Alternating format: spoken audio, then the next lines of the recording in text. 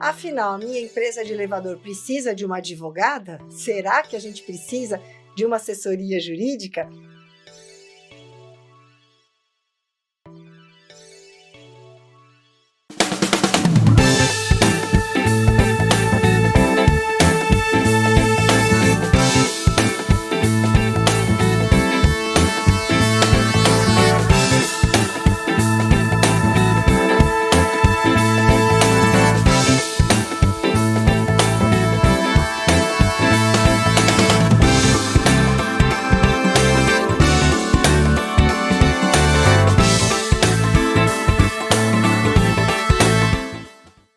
E aí, conversadores e conversadoras de elevador, sejam muito bem-vindos, sejam muito bem-vindas a mais um episódio aqui do canal, esse espaço criado especialmente para você que atua no segmento de elevador e quer descobrir todos os segredos comerciais do nosso segmento. E esse é um episódio do Conversa Legal no Elevador. Esse quadro, criado por mim e pela doutora Andréia, para esclarecer todas as suas dúvidas jurídicas. Seja bem-vinda, doutora Andréia. Olá, muito obrigada. Mais um novo episódio. Estamos aqui para falarmos juntas e juntos. E hoje o tema, gente, é assim: afinal, a minha empresa de elevador precisa de uma advogada? Será que a gente precisa de uma assessoria jurídica?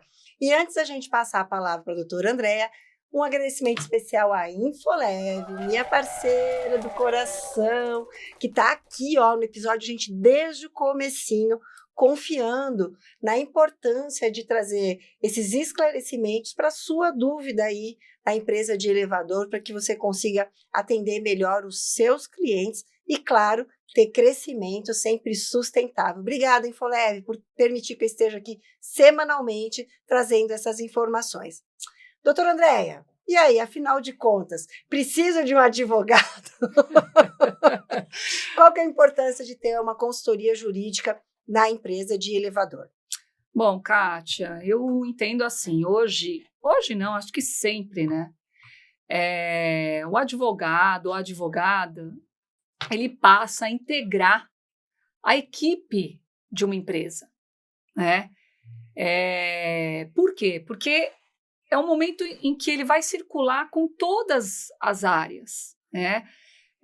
Dali, ele fazendo parte, integrante daquela empresa. E aí eu falo integrante, não necessariamente contratado como CLT, um integrante mesmo que seja uma pessoa jurídica, né? Mas para ele ter um conhecimento, saber como é que a empresa trabalha, tá ali mais próxima para poder contribuir, porque hoje um advogado, ele não tem que assumir um papel simplesmente na hora que está pegando fogo, né?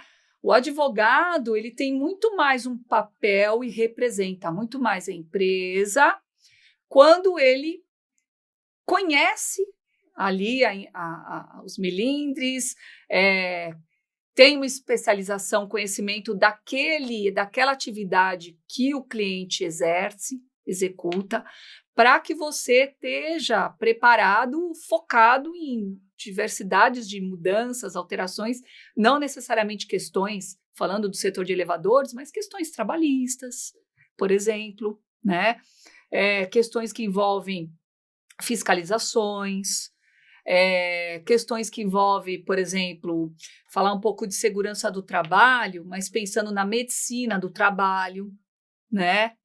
Onde a gente vê muitas vezes um empregado, um colaborador que fica doente, né? E essa doença está relacionada com a atividade que ele executa, né?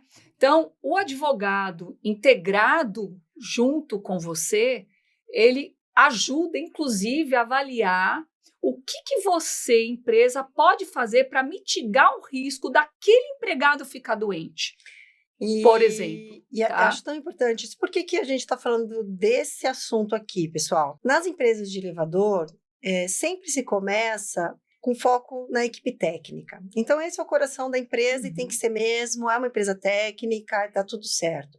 Só que conforme a empresa vai crescendo, a empresa vai precisando de mais suporte da área comercial, que essa é a parte que a gente fala bastante aqui no canal.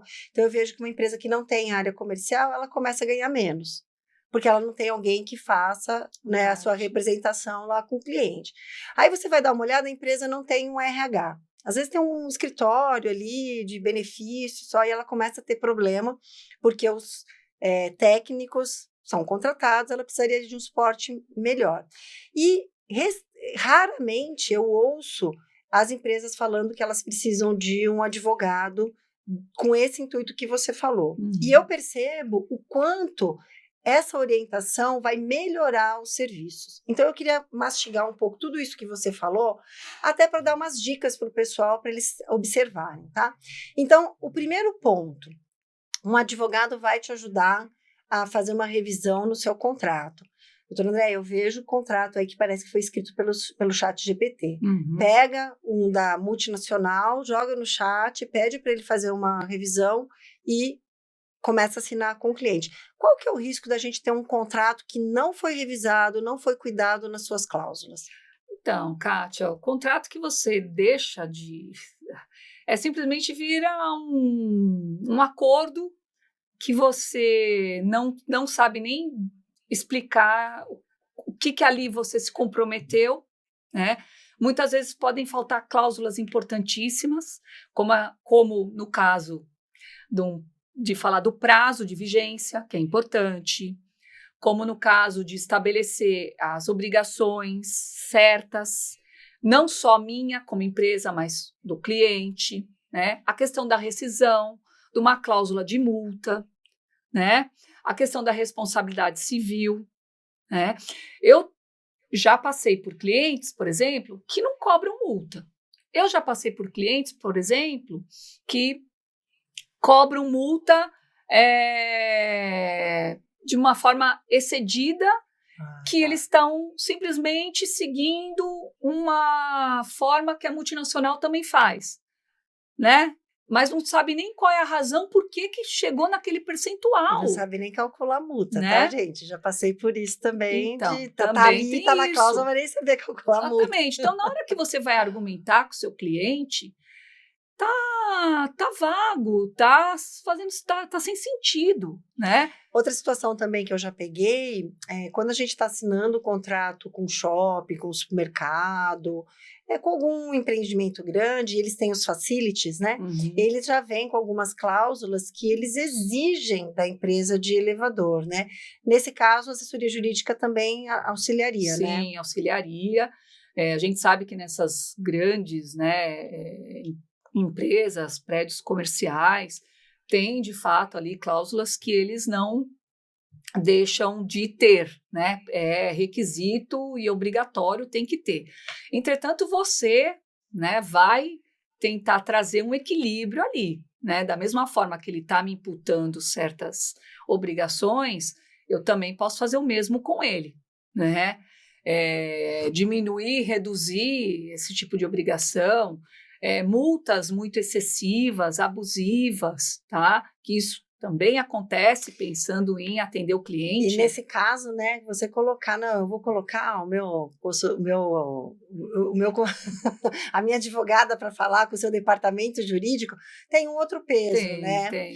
É diferente de você aceitar as cláusulas, porque você quer pegar aquele contrato, porque é uma grande indústria, é um grande cliente, e você colocar um advogado para negociar essas cláusulas no seu nome. Tem um outro peso, né? Não, totalmente, Kátia. Eu peguei um caso, não faz muito tempo, a advogada da parte do cliente não quis aceitar, que eu geralmente oriento meu cliente, daquela cláusula da sucatagem. Ah, tá. Tá? De que fica, né, para a empresa de manutenção levar o recolhimento. E ela batia o pé por A mais B que não, que aquilo ficaria com o cliente. Quando me colocaram para falar com a advogada, né, foi uma grande surpresa do lado dela. Ela própria falou, não, quem não quer mais sou eu. Porque ela, teoricamente, risco, né? aprendeu e entendeu qual era a razão. Porque até então ela estava com um olhar de que empresa, iria me aproveitar daquele material para outras finalidades. Mas, pelo contrário, eu me aproveitando daquele material, eu estou colocando em risco eu mesmo, né? Ou vendendo para que outros possam reutilizar e sabe lá qual vai ser a procedência do uso desse material que está inutilizado, né? Então, assim, são essas questões e que, na ocasião, quem me indicou foi exatamente um cliente meu, que eu dou assessoria para ele, e que, óbvio, toda vez que tem uma consideração por parte, né, dos clientes, ele sempre me compartilha, né? Não necessariamente eu falo com o advogado da parte de lá, mas tentar chegar num equilíbrio contratual porque qual é o objetivo? O objetivo não é engessar, e aí eu estou falando por mim, né? Pelo contrário, eu sou super resolutiva, eu quero, com certeza, encontrar um meio termo, mas que a outra parte, efetivamente, se tiver superando, exagerando no que ele está querendo, tentar mostrar o outro lado para ele. Né? Para a gente tentar chegar no meio termo que fique bom para ambas as partes. Então, tá? O escritório ou a consultoria jurídica, ela vai ajudar aí no contrato. Agora, tem um outro ponto que eu acho também essencial. Nas conservadoras, a gente vê que a relação trabalhista, né, ela pode ser o CLT, né, e aí os técnicos, principalmente na parte CLT, a gente tem muito PJ na contratação da parte de vendas, com comissionamento e tudo mais, e a gente tem os prestadores de serviço na própria parte técnica, em alguns tipos de atividades ali, né? Nesse parte trabalhista, esse escritório também daria esse suporte? É o mesmo escritório? O escritório que vê cláusula contratual, ele também poderia ajudar para dar uma analisada como estão essas contratações e quais seriam os riscos? Sim, também, Kátia. Não precisa ter 3, 4 advogados ali trabalhando para mim, né? Não, assim, você é um olhar, por isso que eu falo, quando você integra, né, você vira um integrante daquela equipe, é um olhar 360, né? Questão trabalhista é fundamental. Hoje, o empresário paga inúmeros encargos, né, fiscais, previdenciários, trabalhista, e quando a gente está diante de um terceiro, a mesma coisa. Não é o simples fato de eu assinar um contrato e cada um sabe das suas responsabilidades e está tudo certo. Não, eu posso pedir ali a certidão daquela empresa terceira. Quem são as pessoas terceiras que trabalham, que vão entrar na casa do meu cliente me representando? Será que essas empresas, esses terceiros, têm os treinamentos mandatórios vigentes? Esse é um capítulo essencial. Quer dizer, NR10, NR35, todas elas de terceiro. Quem que tem que fazer e como que prova? Isso dá um episódio nosso, hein? Nossa, exatamente, né? Porque tem muito terceiro aí, gente, montando elevador de modernização que não tem, hein? Exatamente. Então, são os treinamentos, são os exames, né, ocupacionais, tá? Você pode ter terceiro que, eventualmente, toma remédio controlado e não pode trabalhar em altura. E essa pessoa está lá. Olha a sinuca de bico que muitas empresas se colocam, né? Então, você está prestando serviço para uma indústria que exige um contrato específico com várias exigências, aí você contrata um terceiro que não está atendendo claramente todas essas cláusulas. Que você não sabe, né? E que você não sabe. Se acontece um incidente, às vezes não é nem acidente fatal, não. Um incidente, você está perdido, né? Exatamente. Aí chama a advogada depois, né? Vai ficar mais caro. Não, com certeza. Mas é bem por aí, porque as implicações vão ser inúmeras, né? E quem está ali te representando é a empresa terceira, com a sua marca, o seu nome.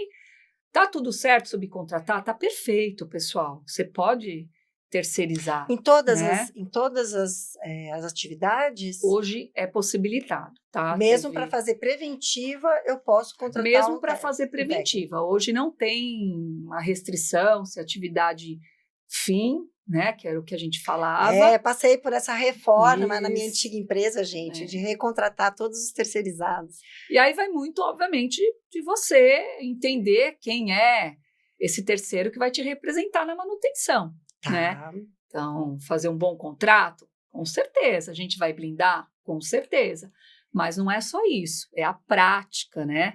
É estar conhecendo esse profissional, é chegando a esse profissional, é trazendo ele para próximo de você, identificando ali como é que eu posso dizer, as questões que ele ainda não tem um conhecimento profundo, que você precisa levá-lo para um treinamento, deixá-lo mais tempo com um outro profissional que tem mais especialização, mais conhecimento. Então, são todos esses olhares que não é apenas um documento assinado entre as partes. Tá? Eu queria continuar ainda na trabalhista. Você acompanhou, você é elevadora, né, gente? Nós somos do grupo Elevadores. Cadê meu broche? Tá aqui, Eu ó. também. As elevadoras. A gente tem um grupo de mulheres profissionais do segmento de elevadores. A gente tem um grupo específico. Se você é mulher, atua no segmento, vem com a gente. E me parece muito, né? A questão da administração de pessoas ali, profissionais que faltam, profissionais que não justificam, profissionais que às vezes justificam, né? Como que a assessoria jurídica pode auxiliar? Por exemplo, a gente ouve falar, quando que eu posso emitir por justa causa? O técnico, normalmente, né, o consultor mesmo, começou a faltar muito, já posso demitir por justa causa? Como que é essa troca? Você precisa estar na empresa de elevadores para auxiliar isso? Ou você pode ser um escritório só nas dúvidas? Me explica como que funciona. Não, Kátia, não necessariamente você precisa estar no mesmo ambiente, nas dependências desse colaborador, né? O que você vai precisar entender com muito detalhe. Eu gosto de trabalhar no detalhe, né? Um perfil meu. Quer dizer, detalhe que você fala é saber quantos técnicos tem, qual que é o regime de trabalho, o regime né? de trabalho de contratação. De contratação, quer dizer, você vai entender tempo um pouco que ele tem, né? Como que geralmente a empresa faz para colocar ele como júnior, como um sênior, como um médio, um especialista, né? Como é que está hoje essa sua grade de técnico, né? Será que alguém que está júnior, será que ele já não é um sênior? Isso pode dar um baita de um problema, né? Que eu estou executando como sênior e ganhando como júnior. E você que acabou de chegar, que você nem é da empresa de elevador, já começa como sênior. Uma situação de uma demissão por justa causa, a gente vai avaliar, né, o que realmente aconteceu, se a gente tem evidências suficientes para a gente levar no peito, né, que vai ser uma demissão por justa causa, o que isso pode trazer para a empresa. Então, são todas essas questões que não necessariamente você tem que viver lá dentro para você poder fazer a sua avaliação e ajudar a empresa nas demandas e nos direcionamentos. Tá? Eu percebo que muitas coisas nós criamos armadilhas para nós mesmos, tá? Quando eu falo de empresas de elevador, né? Então a gente não tem regras muito claras e a gente não orienta os nossos colaboradores com essas regras, o que vale na minha empresa e o que não vale. Então é tudo muito amigo, todo mundo é da família, e aí a coisa começa a desgringolar e aí vem e quer dar uma cartada, né? E aí isso pega fogo, porque o técnico que se achava parte ali daquela grande família, né, se sente injustiçado, e aí vira um negócio gigantesco, né?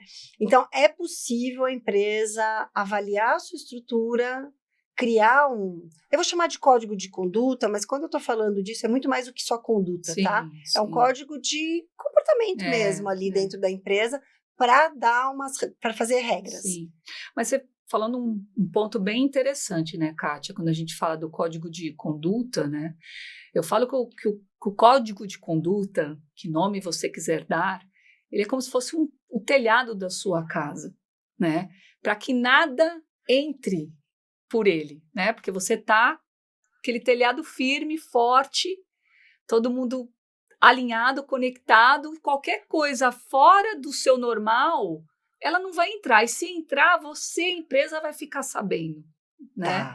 Então, você, enquanto ali colaborador, e que eu também gosto de atuar na parte de código de conduta, é como o seu técnico, como o seu preposto deve estar dentro da casa do seu cliente. Como ele deve se portar quando ele recebe uma proposta que é indevida, como ele deve agir, né? E eu tenho absoluta certeza que esse técnico, consultor técnico, né, quer que seja, tenho absoluta certeza que se amanhã ele sair dessa empresa e ele for para uma outra empresa que não tiver esses valores, ele não fica. Entendi. Né, que são fundamentais, que ele leva para si. Tá? E isso também passa a ser, para você, empresa, um diferencial. Legal. Porque ele vai ser muito mais, vestir muito mais a camisa, porque você está integrando ele dentro de valores, né, que você reconhece e que é o certo, e, em troca, gerar aquela confiança, aquele colaborador que você vai poder contar com ele, independente de onde ele estiver, e, obviamente, ter lá, que a gente sempre fala, né, pensar sempre num plano de carreira, sim, tá? Para não ter nenhuma situação que desvirtue aí. E para a gente finalizar, qualquer empresa pode contar com uma consultoria jurídica ou é só para as grandes? Qualquer empresa pode contar com uma consultoria jurídica. Talvez... Inclusive em valor, né? Isso. Ela é acessível. É acessível, era o que eu ia falar. Às vezes a empresa tem um olhar de que um advogado, um escritório, uma advogada, enfim, é um custo muito alto. Não é um custo alto. O custo vai ser depois. O custo vai ser depois, muito maior, né? Se você souber contratar para aquilo que realmente a empresa precisa, visando sempre o lado principal preventivo, e obviamente, esse profissional também vem do seu lado corretivo, é sempre muito favorável. Tá? Vai ser para ambas as partes que eu falo, você empresa e igualmente para o seu cliente, que vai contar com essa mão de obra, que a empresa vai estar sempre focada e pensando no melhor benefício, né? E atendendo as regras. Tá? Olha, pessoal, eu que visito muitas empresas de elevador aí, Brasil todo, faço consultoria também, mentoria, eu percebo o quanto é necessário a gente ter esse suporte. Doutora Andréa, obrigada por mais esse episódio. Lembrando, pessoal, qualquer dúvida, gente, mande para mim, vocês têm aí os meus contatos, o meu WhatsApp, a gente cria um episódio especial para você. Se for na parte jurídica, a gente tem a conversa legal no elevador, que é esse quadro, e se for da área comercial, eu tenho os outros quadros que eu semanalmente estou aqui para esclarecer dúvidas. Doutora Andréa, muito obrigada por mais essa conversa legal no elevador. Muito obrigada também. Muito obrigada, pessoal. Obrigada, gente. Não se esquece de se inscrever no canal. Beijinhos. Até semana que vem. Tchau, tchau.